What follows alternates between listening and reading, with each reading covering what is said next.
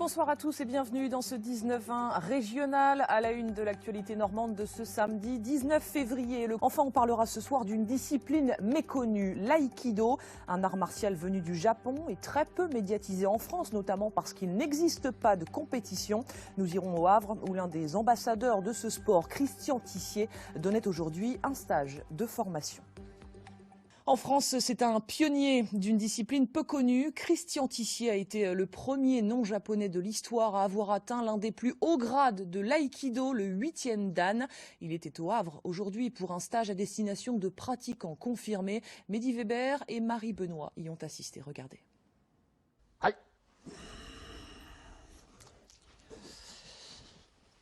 Un salut au fondateur de la discipline, Morihei Ueshiba. C'est ainsi que débute chaque séance d'aïkido. Un sport où les maîtres sont respectés, comme Christian Tissier, venu de Paris pour enseigner à ses stagiaires.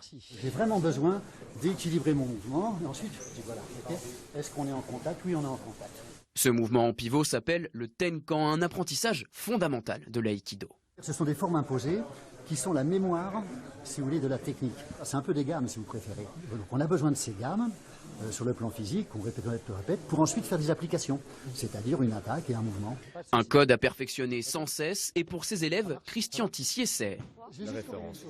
Messi dans le football, Christian Tissier dans l'aïkido. Son expérience, sa technique, sa pédagogie, il était à portée de tout. Je veux dire, il va s'occuper d'un gradé, d'un débutant, il donne à tout le monde, très généreux. Pour atteindre ce niveau, Christian Tissier est parti dès 18 ans au Japon, au contact des plus grands maîtres de la discipline, pendant 8 années d'apprentissage intensif. Il enseignera ensuite l'aïkido en France jusqu'à la consécration en 2016. J'y croyais pas. 8e dan, j'y croyais pas, très sincèrement. Ça, s'était jamais fait.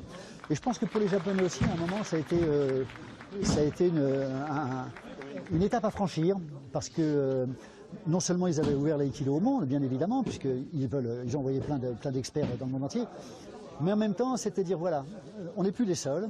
Et la relève est là, à écouter les conseils d'un sage de l'aïkido qui n'a aujourd'hui qu'une priorité.